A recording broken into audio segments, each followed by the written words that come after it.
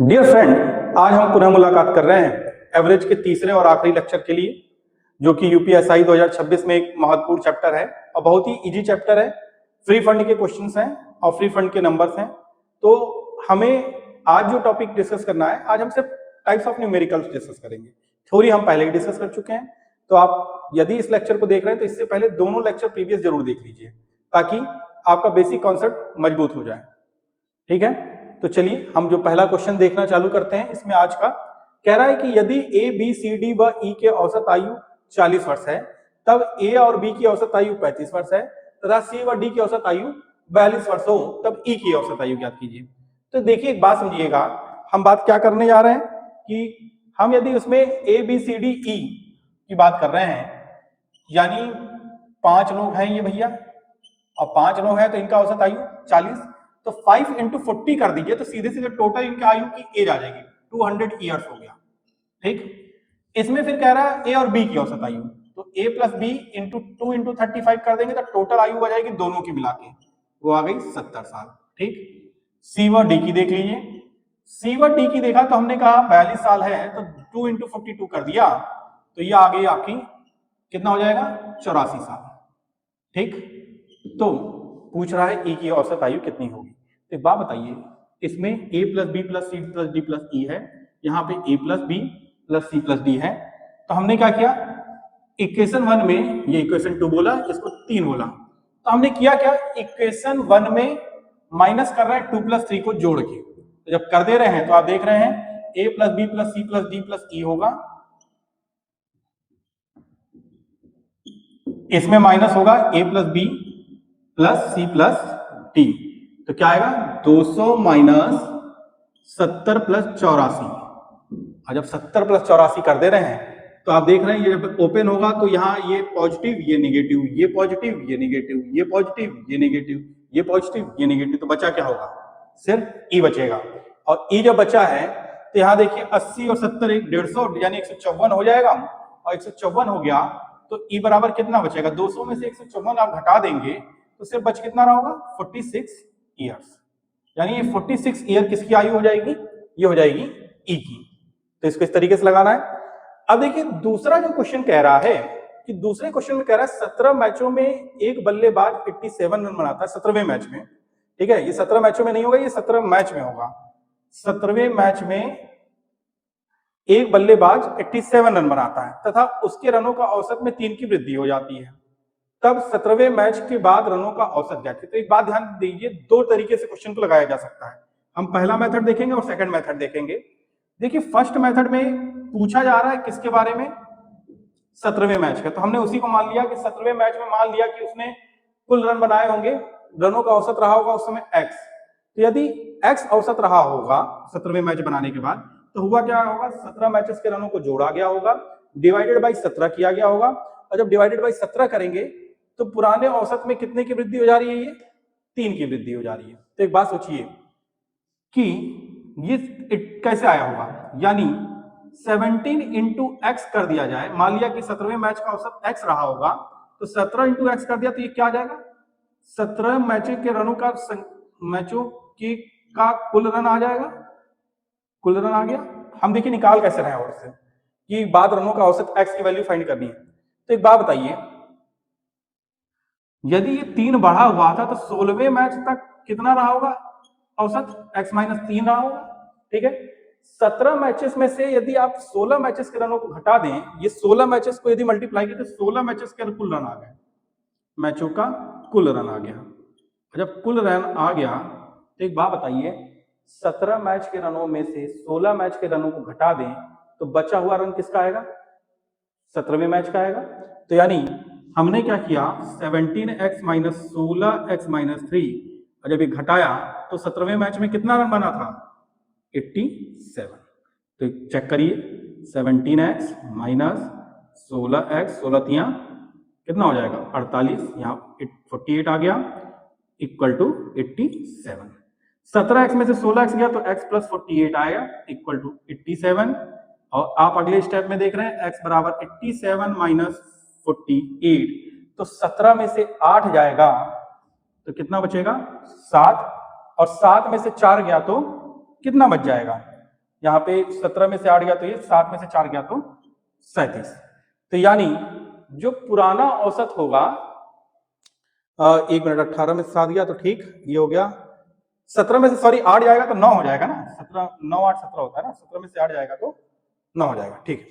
हाँ, तो अब एक बात सोचिए, 17 में से 8 गया 9 बचा, और यहाँ पे देख रहे हैं आप तो 7 में से 4 गया तो 3, यानी x हमने क्या माना था, 17वें मैच के रनों का औसत माना था। तो यानी औसत रन 17वें मैच में कितने बने हैं, 39, यही आंसर हो जाएगा।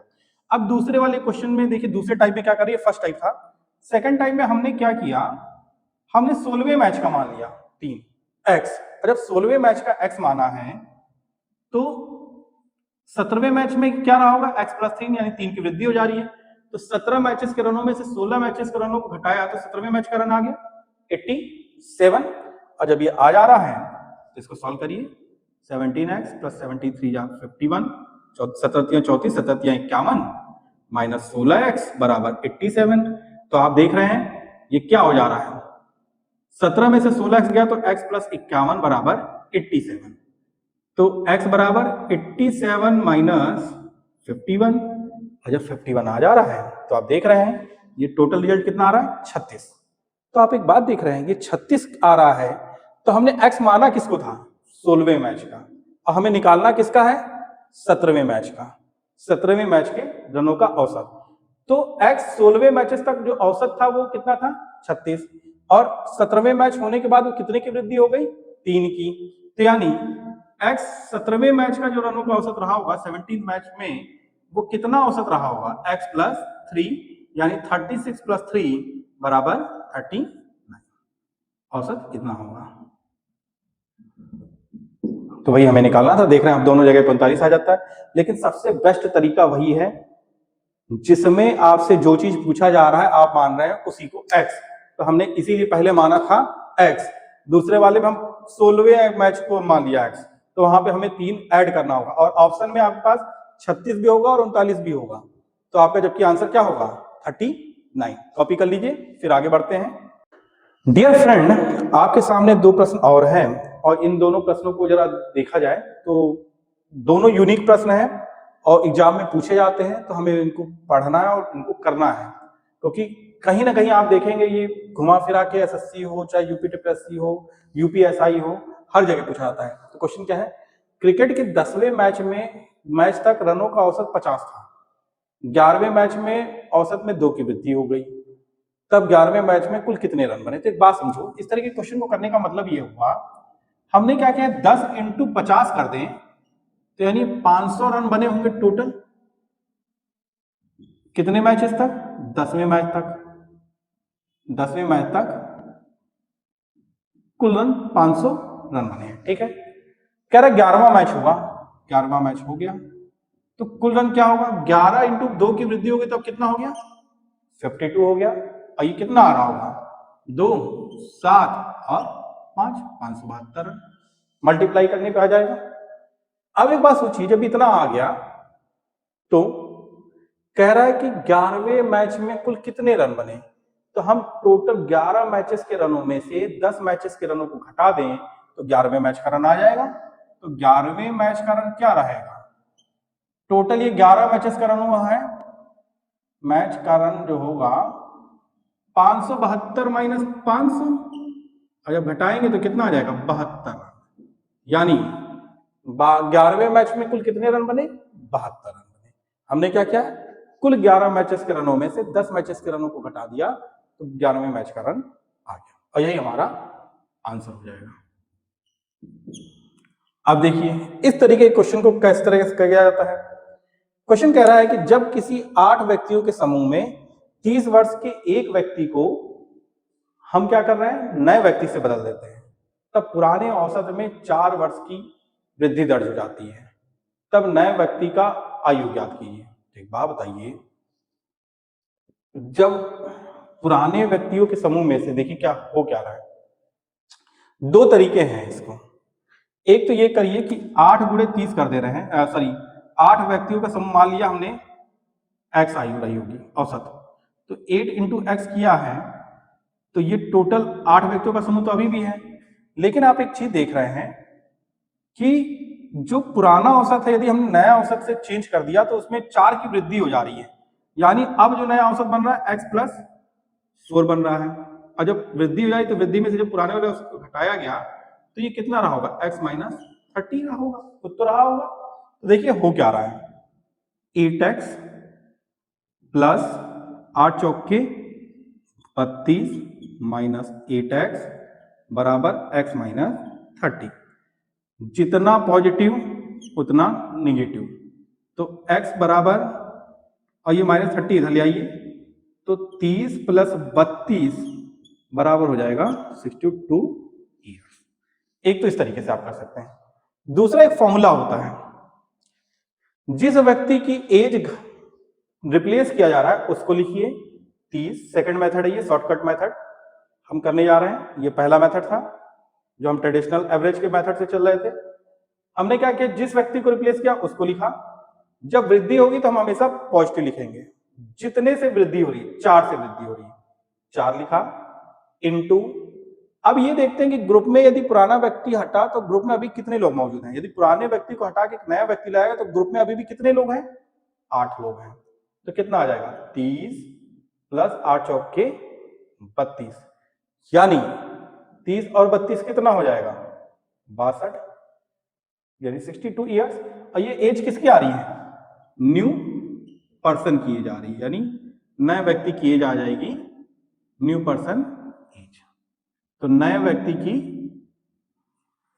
आयु बराबर 62 साल। चाहे उस मेथड से निकाल लीजिए चाहे इस मेथड से निकाल दीजिए, दोनों से आपका आंसर आएगा सेम। ठीक है, तो इस तरीके के क्वेश्चन को आपको आते ही आते हैं, इनको कॉपी कर लीजिए, फिर हम आगे बढ़ते हैं। चलिए पहले कॉपी करिए। डियर फ्रेंड, एवरेज पे 2 क्वेश्चन और हम लगाने जा रहे हैं, क्योंकि आप देखते हैं कि एवरेज पे आयु से रिलेटेड बहुत ज्यादा क्वेश्चन पूछे गए हैं। उनमें 2 क्वेश्चन इस तरीके से हैं। 8 व्यक्तियों की औसत आयु 32 वर्ष है, तब इस समूह से एक नया व्यक्ति जुड़ता है, तब पुराने औसत आयु में 2 वर्ष की वृद्धि दर्ज की जाती है, तब नए व्यक्ति की आयु ज्ञात कीजिए। तो एक बात सोचिए, यदि हम पहला मेथड देख रहे हैं, 8 इंटू 32 कर दें तो ये कुल 8 व्यक्तियों की औसत आयु आ जाएगी। 8 दूनी 16, 8 एक 24 और 256 वर्ष। ठीक है, ये 8 व्यक्तियों की आयु, 8 पर्सन की टोटल एज आ गई। दूसरा आप क्या कर रहे हैं, 9 व्यक्तियों की हमें देखना है टोटल एज। 9 पर्सन की टोटल एज कितनी होगी ये देखना है। तो क्या आएगा, 9 इंटू उसमें कितनी की वृद्धि हो जा रही है, 2 वर्ष की, तो यानी ये 34 हो जा रहा है। तो 9 चौक के 36 और 9 तक 27 और 3 306 वर्ष। तो आप देख रहे हैं 9 व्यक्तियों की कुल आयु में से 8 व्यक्तियों की कुल आयु घटा दें तो 90 व्यक्ति की आयु आ जाएगी। तो यानी 306 माइनस 256 कर दिया जाए तो ये आ जाएगा 90 व्यक्ति की। और नया व्यक्ति कौन था, न्यू 90 व्यक्ति की आयु हो जाएगी। ये आएगा 56, 6 में से 6 गया और यहां पे गया 50, यानी 50 ईयर्स। ये तो था आपका पहला मेथड। सेकंड मेथड देखते हैं। सेकंड मेथड में हम क्या करते हैं, पुरानी आयु दी गई है 32, उसमें 2 की वृद्धि हो रही है। अब ग्रुप में कितने लोग हो गए हैं, 9, तो 32 प्लस 18 बराबर 50, यानी 50 ईयर्स आता आपके नवे व्यक्ति की आयु, नए व्यक्ति की आयु। एक तो इस तरीके से कर सकते हैं। ठीक है, चलिए अब यहां पे देखते हैं। देखिए इसमें हम डायरेक्टली सेकंड वाला मेथड लगा के देख लेते हैं। कह रहा है 20 व्यक्तियों अध्यापकों की औसत आयु 45 वर्ष है। ठीक है, अब 20 की ये 45 वर्ष है, तो एक बात समझिए, हमने क्या किया, कह रहा तभी समूह से एक व्यक्ति जुड़ता है और उसकी औसत आयु 6/7 वर्ष हो जाती है, तब 6/7 वर्ष की कमी दर्ज किया जाती है, तब छात्र की आयु ज्ञात कीजिए। एक बात बताइए, औसत आयु कितनी है, 45 वर्ष है, अब 45 में हम क्या कर रहे हैं, 6/7 की कमी दर्ज की जाती है। तो मैंने कहा था कमी होगी तो माइनस 6/7। अब ग्रुप में कितने लोग हैं, पहले 20 लोग थे तो अब कितने हो गए, 21, तो 7 के पहाड़े से कितनी बार में, 3 बार में, 6 त्रिक 18, 45 माइनस 18, 15 में से 8 गया तो कितना बचेगा, 7 बचेगा, और यहाँ पे 3 में से 1 गया तो कितना बचेगा, 2 बचेगा, यानी 27 वर्ष होगा। ये किसकी आयु होगी, ये होगी छात्र की आयु। ठीक है, तो इस तरीके से आप इसको कॉपी कर सकते हैं और क्वेश्चंस को सॉल्व किया जा सकता है। कॉपी कर लीजिए इसको। डियर फ्रेंड, एक आखिरी क्वेश्चन इस चैप्टर का हम करने जा रहे हैं। क्वेश्चन कुछ इस तरीके से है, 14 छात्रों के अंकों का औसत 71 है, तब पाया गया कि 56 के जगह पे 42, यानी 56 के जगह पे इन्होंने 42 दर्ज कर लिया और 32 के जगह पे दर्ज कर लिया है 74। तो ऐड करिए, ये हो गया 88, ये आ रहा 4 2 6 और 7 4 11, यानी ज्यादा दर्ज कर लिया है। तो एक बात सोचिए, ज्यादा दर्ज कर लिया होगा तो औसत भी ज्यादा आ रहा होगा, यानी पुराना औसत डेफिनेटली कम होगा, और इंटू ये 14 से मल्टीप्लाई कर दिए, तो यानी पुराने अंकों, जो ज्यादा अंकों में से कम अंकों घटा देंगे तो पुराना एवरेज आपका सही अंक आ जाएगा। उस अंक को मान लिया हमने x। तो एक बात सोचिए, 116 माइनस 88 किया जाए तो कितना आ रहा है, 28 आ जाएगा। 16 में से 8 गया तो 8 और 10 में से गया तो 2, 14। 71 माइनस x, तो 14 के पहाड़े से कटा 2 बार में, 71 माइनस x बराबर 2, तो x बराबर 71 माइनस 2 बराबर 69। यानी आप देखेंगे कि जो सही औसत होना चाहिए था वो हमारा औसत होगा क्या, 69। अब 69 हमारा औसत सही हो रहा है। तो आप पा रहे हैं कि क्वेश्चन को इस तरीके से बहुत ज्यादा आते हैं। कई बार आपको 14 छात्रों के अंक यहाँ पे हमने बात किया है, कई बार माप दे देगा, कुछ और दे देगा, तो इस तरीके से आपकी चीजें होंगी। इससे ज्यादा क्वेश्चंस आपके एग्जाम में नहीं आएगा। एक तो पहली बात, इसको कॉपी कर लीजिएगा, और कॉपी करने के बाद मैं आपसे एक बात कहना चाहूंगा कि जितना लेक्चर हमने, ये 3 लेक्चर बनाए हैं औसत के, इसमें हमने पूरे टॉपिक ऑलमोस्ट कवर कर दिया है एवरेज में। तो इसको पढ़ने के बाद आप RS अग्रवाल लगाइएगा, पूरी बुक आपकी लग जाएगी और उससे बाहर कुछ भी नहीं आना है। ठीक है, प्रीवियस ईयर क्वेश्चन लगाएंगे वो भी लग जाएगा आपका। ठीक है, तो आपको यदि ये वीडियो पसंद आया हो तो ज्यादा से ज्यादा आप चैनल को लाइक करिए, सब्सक्राइब करिए और शेयर करिए। साथ ही यदि इस चैप्टर को पढ़ रहे हैं या कोई भी और पुराने चैप्टर पढ़ने हैं तो आप प्रीवियस लेक्चर पे भी जाके आप विजिट करिए, ज्यादा से ज्यादा लोगों से शेयर करिए, क्योंकि आपके सहयोग और आपके सुझाव से ही हम अधिक वीडियो बनाने के लिए प्रेरित होंगे।